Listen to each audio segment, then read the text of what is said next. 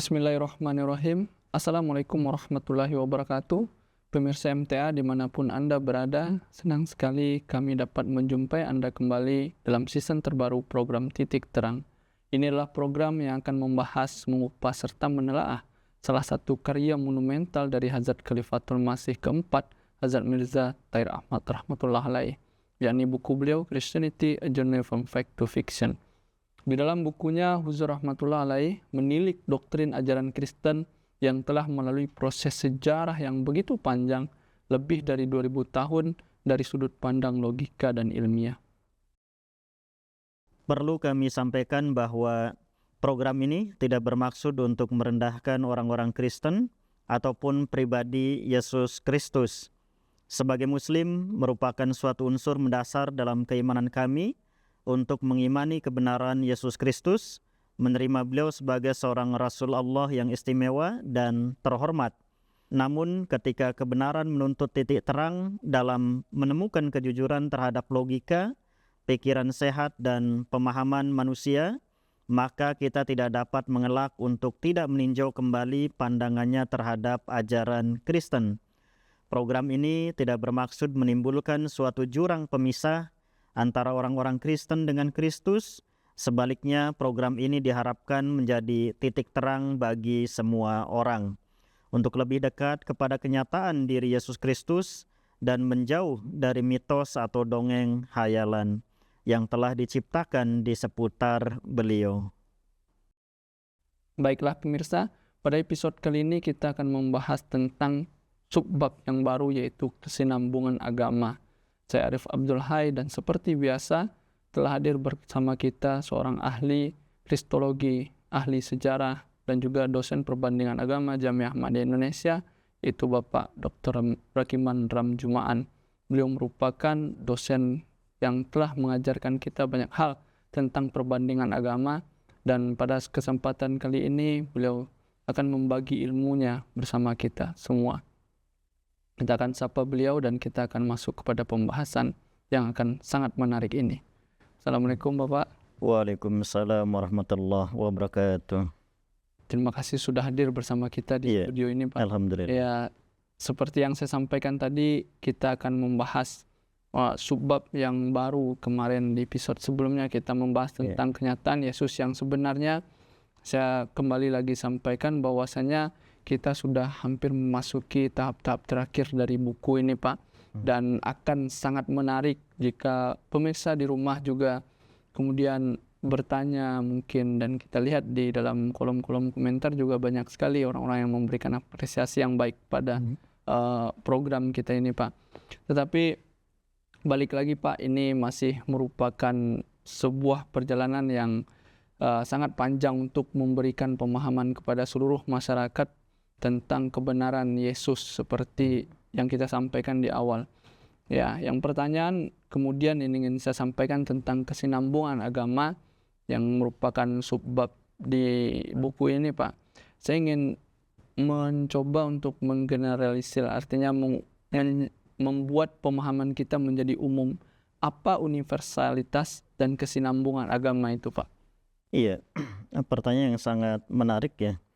Karena Hadrat Khalifatul Masih Arabi rahmatullah alaih juga telah membahas ini di dalam buku Christianity ini dengan sangat baik ya, antara kesinambungan dengan universalitas. Nah, beliau sebenarnya merefer atau merujuk pembahasan ini berdasarkan kitab suci Al-Quran ya. Itu terdapat di dalam surah Al-Baqarah di bagian yang akhir mengenai bagaimana kesinambungan dan juga university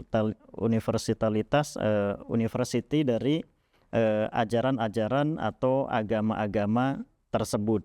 Nah, menurut beliau sesuai dengan ayat-ayat Al-Quran bahwa kesinambungan agama ya itu sama juga dengan kesinambungan dari nabi-nabi. Artinya apa?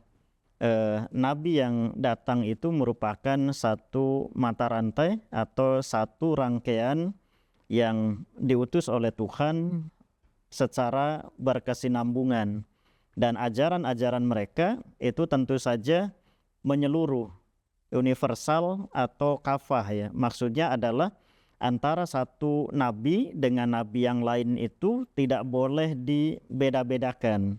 Kalau kita menolak satu sosok nabi saja, artinya kita menolak atau telah menolak sosok nabi yang lainnya. Nah, ini konsepnya. Artinya bahwa menurut beliau di sini ada semacam evolusi. Evolusi itu kan satu perubahan yang lambat, yang tidak cepat terjadi, tetapi prosesnya itu berjalan.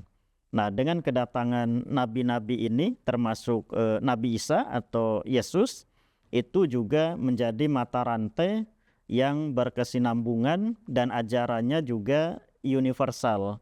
Walaupun harus kita pahami bahwa 2000 tahun yang lalu Nabi Isa atau Yesus di kawasan Palestina atau Yudea bisa kita anggap pada waktu itu adalah agama suku atau agama bangsa atau agama kaum, bukan universal untuk seluruh dunia. Makanya Nats-Nats dalam Perjanjian Baru juga mendukung hal itu, bahwa Yesus hanya diutus untuk Bani Israel, atau Qur'annya menyatakan wa rasulan ila Bani Israel. Itu hampir sama, dan artinya adalah bahwa agama-agama yang datang yang sekupnya kecil itu bisa disebut sebagai agama suku, agama bangsa, atau agama kaum. Ajarannya ya terbatas di kaum itu, di suku itu, atau di bangsa itu. Ajaran mereka, nabi-nabi yang turun di sana sebenarnya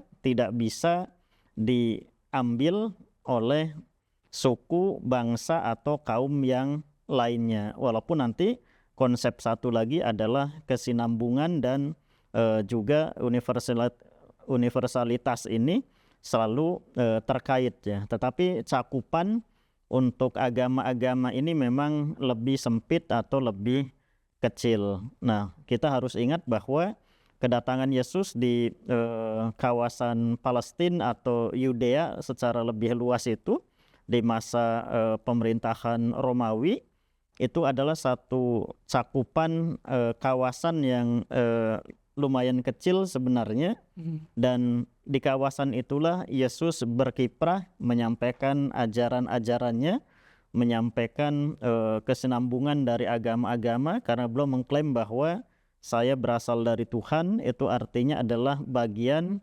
dari rentetan atau rangkaian mata rantai nabi-nabi yang datang sebelum dan juga akan disusul oleh nabi-nabi yang sesudahnya, dan ini pasti akan terjadi seperti itu. Dan ajaran yang disampaikan tentu saja pada masa itu memang dianggap ajaran yang hebat pada masanya, tetapi ketika masa itu berlalu, nah ajaran itu akan terlihat sebagai ajaran yang lebih sempit, lebih terbatas untuk kaum, bangsa, atau suku tersebut ya. Nah, ini poinnya, bahwa dimanapun seorang nabi utusan Tuhan diutus, biasanya cakupan atau coverage dari ajaran itu terbatas di sana, kecuali itu dinubuatkan bahwa dia akan memiliki ajaran yang universal atau kesinambungan ajarannya itu akan tetap berjalan. Nah, di satu sisi kesinambungan ajaran yang disampaikan oleh Yesus itu sampai hari ini pun masih ada hubungan. Apa yang disampaikan oleh Yesus itu juga disampaikan sama oleh Nabi Muhammad misalkan, dan ini menjadi bukti kesinambungan dari ajaran-ajaran tersebut. Dan ajaran yang utama pada masa itu adalah ajaran tentang kasih. Nah, ajaran tentang kasih dan corak yang lainnya seperti Yesus sampaikan dalam khotbah di atas bukit itu menjadi satu titik tolak, satu penanda bahwa ajaran ini sifatnya adalah universal, karena di sana terkait dengan kasih, bagaimana kita mengasihi orang miskin, mengasihi orang kelaparan, orang yang tidak punya pakaian, dan lain-lain, atau masalah-masalah sosial lain yang dewasa ini juga masalah-masalah itu masih bisa kita lihat dan itu harus diselesaikan. Artinya masalah-masalah yang ada pada Nabi Isa atau Yesus 2000 tahun yang lalu misalnya, masalah-masalah itu juga ada pada masa Nabi Muhammad. Artinya universalitas itu atau kesenambungannya itu masih ada atau saling terkait. Nah, dalam konteks keagamaan, kesinambungan agama, ajaran-ajaran yang disampaikan oleh Yesus walaupun dalam kadar yang lebih sempit karena cover atau cakupannya lebih kecil, itu ada irisan dengan apa yang disampaikan oleh misalnya Nabi Muhammad beberapa abad setelahnya, yang cakupannya itu kemudian menjadi lebih besar lagi. Nah, saya kira itu artinya kesinambungan dan universalitas agama itu posisinya di situ ya. Artinya memang sebenarnya setiap nabi atau utusan Allah Ta'ala itu membawa sebuah ajaran yang kemudian tidak bertentangan satu sama lain. Iya, betul. Artinya jika kita dapati di Hazrat Ibrahim, kemudian Hazrat Ismail, Ishak, dan sampai Hazrat Musa, mereka semua membawa ajaran tauhid. Nabi Isa kemudian juga membawa ajaran tauhid. Kemudian datang seorang Rasulullah SAW membawa ajaran tauhid. Artinya inilah kesinambungan yang mungkin kita bisa katakan, dan nampaknya walaupun nabi-nabi yang diutus seperti Hazrat Ibrahim atau Hazrat Musa atau Hazrat Isa dalam wilayah yang kecil ya Pak ya, dalam wilayah yang kecil, tetapi ada beberapa konsep yang kemudian tidak bisa dilepaskan bahwa semua nabi ternyata membawa itu, seperti tadi kasih mungkin. Betul. Dan yang paling penting tentunya tentang tauhid begitu ya Pak ya, walaupun di semua tempat sepertinya ajaran tauhid ini diajarkan oleh setiap nabi yang turun, tetapi mungkin yang membedakan, karena saya teringat di pelajaran perbandingan agama bahwasanya orang-orang Yahudi di masa Musa itu adalah orang-orang budak begitu ya Pak. Mereka terbiasa disuruh, mental mereka tidak bagus, oleh karena itu Allah Ta'ala ajarkan tentang keberanian. Betul. Orang-orang Yahudi, tetapi kemudian orang-orang Yahudi yang sama, keturunan yang sama di masa Yesus ya, sudah berlalu beberapa tahun, ternyata ajaran itu kemudian menjadi mereka menjadi terlalu keras, sehingga di masa Yesus diajarkan tentang kelemah lembutan. Nampak bertentangan, tetapi inilah proses yang ingin disampaikan oleh Allah Ta'ala, bahwa tidak boleh terlalu keras dan jangan terlalu lembut. Dan di masa Hazrat Rasulullah masih dalam konteks yang sama ya, orang Kristen ternyata terlalu lembut mereka, terlalu penyayang. Kemudian Rasulullah datang dan mengambil sisi jalan tengah. Mungkin seperti itu ilustrasinya ya Pak, bahwasanya ada kesinambungan di setiap agama.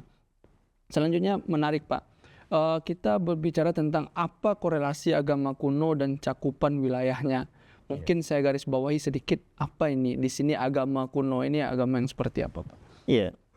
Jadi apa yang diistilahkan oleh Hadrat Khalifatul Masih Ar-Rabi rahmatullah alaih dengan agama kuno, sebenarnya itu mengacu pada agama-agama yang sebelumnya.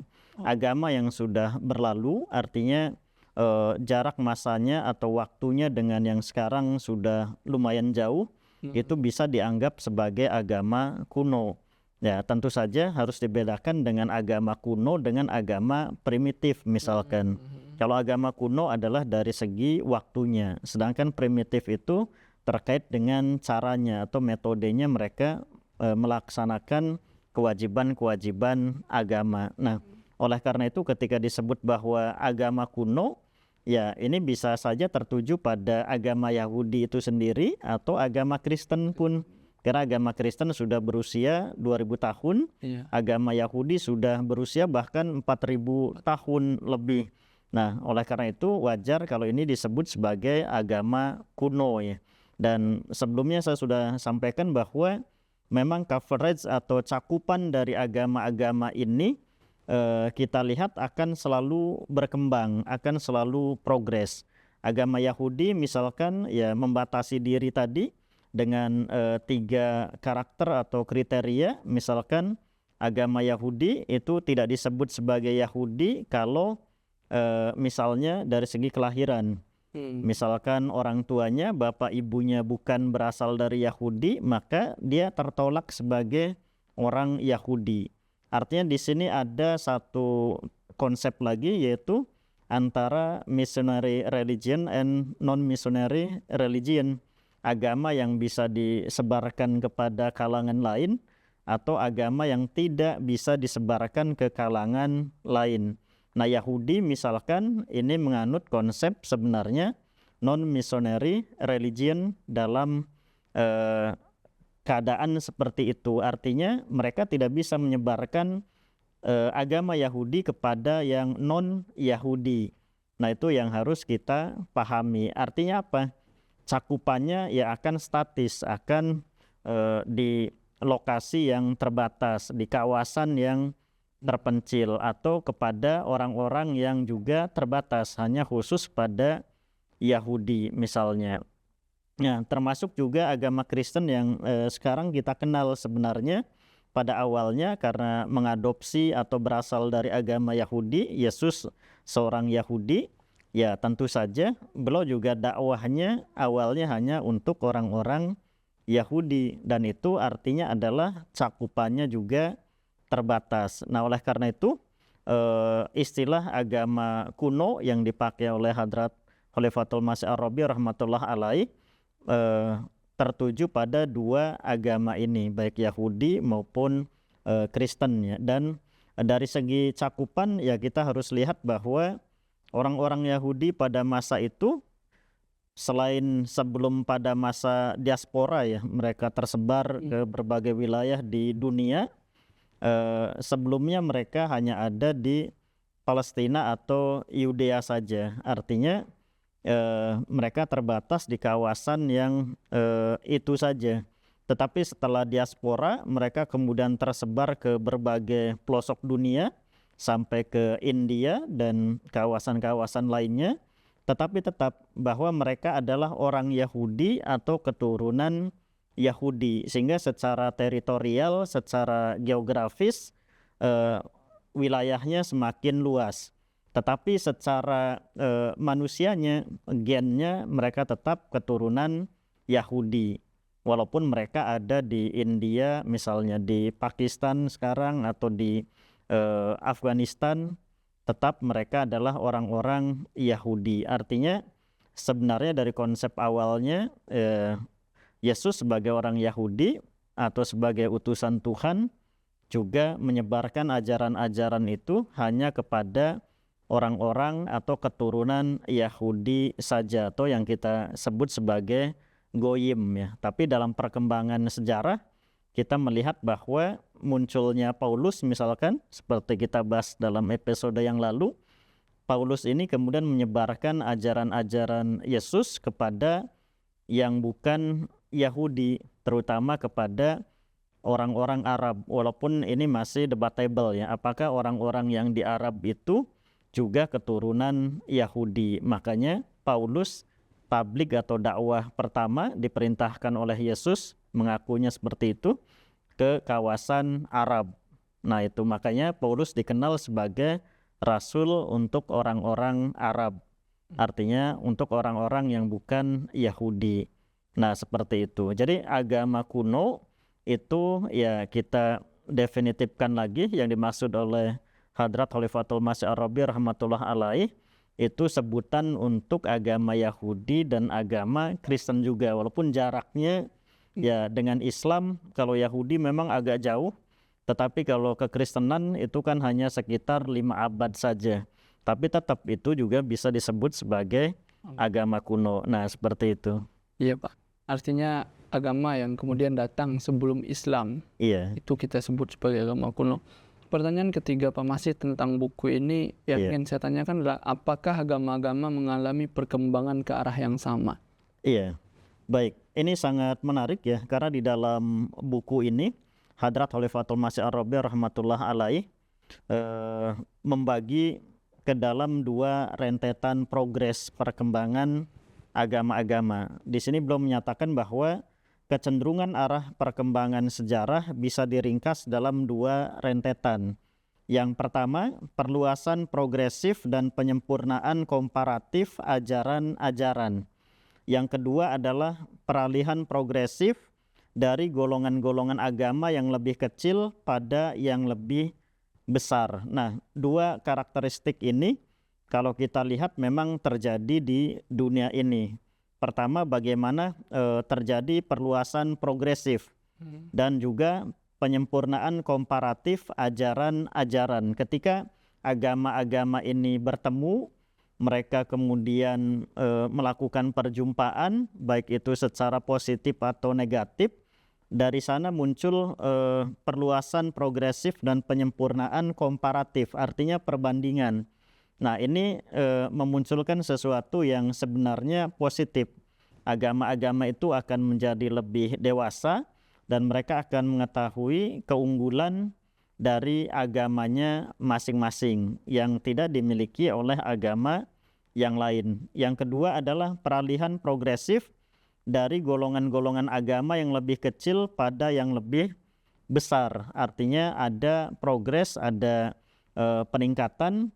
Agama ini misalnya sebelumnya adalah agama suku, agama kaum, tetapi kemudian berubah menjadi agama universal, dianut oleh berbagai kalangan di seluruh dunia. Nah, ini contohnya sebenarnya kekristenan ya. Artinya dari yang tadinya agama suku, agama bangsa, agama kaum, kemudian berubah menjadi seolah-olah agama universal tadi, dipeluk oleh berbagai suku bangsa, berbagai kaum di seluruh dunia. Padahal Yesus waktu itu datang hanya untuk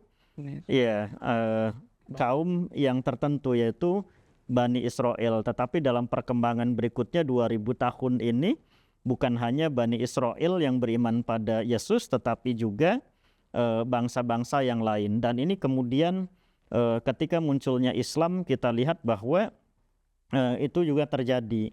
Maksudnya memang sejak awal Islam adalah agama yang universal, dan itu artinya adalah manusia di berbagai belahan dunia manapun bisa memeluk Islam ini dengan mudah. Dan tidak ada kekhawatiran bahwa mereka tidak berhak untuk memeluk agama Islam. Karena dalam Islam tidak ada sekat-sekat teritorial bahwa hanya kaum tertentu, hanya bangsa tertentu yang boleh memeluknya. Nah, seperti itu. Nah, di sini juga beliau menyatakan bahwa kesinambungan itu tidak berarti bahwa agama yang telah diwahyukan kepada Adam secara berkesinambungan ditujukan kepada umat manusia dan secara bertahap telah mengalami suatu perubahan progresif yang bertahap, memperluas wilayah hukum dan perintahnya. Nah, yang dimaksud itu adalah menurut beliau bahwa di belahan-belahan dunia yang berbeda, di mana telah berakar dan berkembang peradaban-peradaban yang berbeda, wahyu-wahyu ilahi telah melahirkan agama-agama tertentu yang berkaitan dengan perkembangan-perkembangan sosial manusia di kawasan dunia tersebut. Nah, seluruh agama itu menurut beliau mengalami perkembangan ke arah yang sama secara umum. Artinya agama-agama manapun itu selalu mengalami perkembangan ke arah yang sama. Dia akan selalu progres dari yang kecil menjadi besar, atau dari yang tidak sempurna menjadi sempurna. Nah, semacam itu. Walaupun awalnya dia hanya untuk cakupannya itu suku itu saja sebenarnya. Tapi dalam perkembangan berikutnya, apalagi di masa modern ini, bahkan itu bisa dianut atau dipeluk oleh yang lainnya yang sebenarnya tidak berhak ya. Nah, seperti itu. Ya, menarik ya Pak. Artinya dengan kedatangan Hazrat Rasulullah barulah semua agama itu menjadi sebuah agama universal berkesinambungan. Betul. Dan kita mengklaim bahwa ajaran ini ajaran yang sempurna. Artinya di Kristen, di Hindu, di Buddha, di Yahudi sebenarnya sudah mengarahkan pandangan pengikutnya untuk nantinya menerima seorang sosok yang membawa agama yang universal itu, dan itu adalah Hazrat Rasulullah. Inilah pertanyaan kita yang terakhir Pak. Jazakallah atas pembahasannya Pak. Semoga pemirsa di rumah juga bisa mengambil manfaat dari ilmu ini Pak. Jazakallah Pak. Pemirsa MTA dimanapun Anda berada, alhamdulillah atas perhatian Anda. Demikianlah pembahasan kita pada episode kali ini terkait subbab kesinambungan agama. Semoga bisa menjadi ilmu dan khazanah bagi kita semua. Amin Allahumma amin. Insya Allah kita bertemu lagi di program Titik Terang episode berikutnya. Kami pun ingin mengajak Anda untuk senantiasa menyaksikan program-program MTA lainnya, terutama khutbah huzur Hadrat Khalifatul Masih Al-Khamis Hayadatullah bin Nasril Aziz hanya di MTA Indonesia. Jazakumullah atas perhatian Anda. Saya Arif Abdul Hai bersama kerabat kru yang bertugas. Mohon pamit undur diri. Assalamualaikum warahmatullahi wabarakatuh.